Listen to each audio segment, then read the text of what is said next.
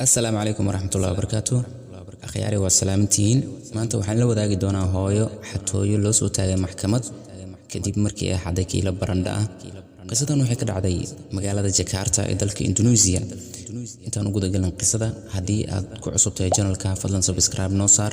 haddii aad ka mid tahay baada hore noogu xirneedna fadlan like saar muuqaalka siina share garay si uu gaaro asxaab badan oo maasantay.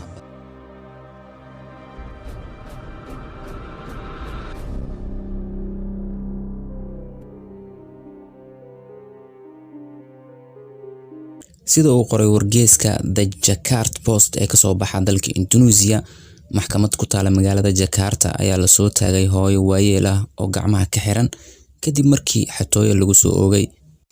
maamadan waxaa lagu eedeeyay ayna qiratay in ay kiilo barandha ah ay ka xaday baqaar qudaarta lagu iibiyo maadaama ay baahneed ayna waayday lacag ay cunto ku iibsato.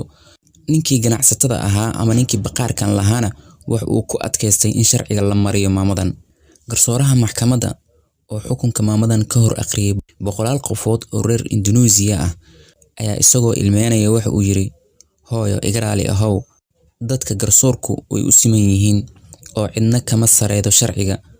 waana ka xumahay in maanta lagu soo taago maxkamad aan garsoore ka ahay. hooyo, maxkamaddu waxay kugu xukuntay 2 sano iyo bar oo xarig ah iyo $73 oo ganaax ah oo nooga degan falkan xatooyada ah. kadibna garsoorihii waxa uu soo siibay koofidiisa wuxuuna ku riday $73.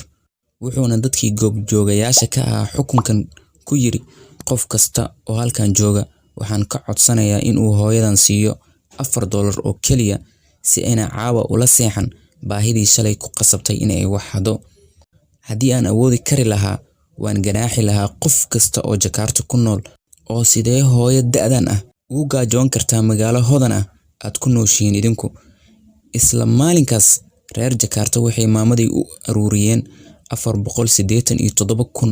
$487,650 kadibna waxaa loo iibiyay sanadihii xabsiga ahaa.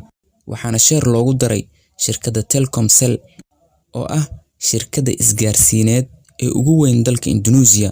waxaana cajiib ah in dadka ugu badan ee kaalmadan ka qayb qaatay ay bixiyeen kaliya $4 balse wadartu waxay ku dhawaatay $500,000.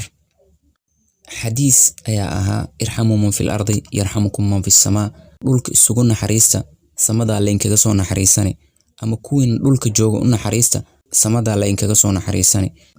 isu naxariisashadu iyo iskaalmeyntu ama iscaawintuba waa qayb kamid ah nolosha bani aadamka. intaas ayaan ku soo gabagabeynaa videogeena maanta. Assalaamu calaykum waraxmatullaahi wabarakaatuh.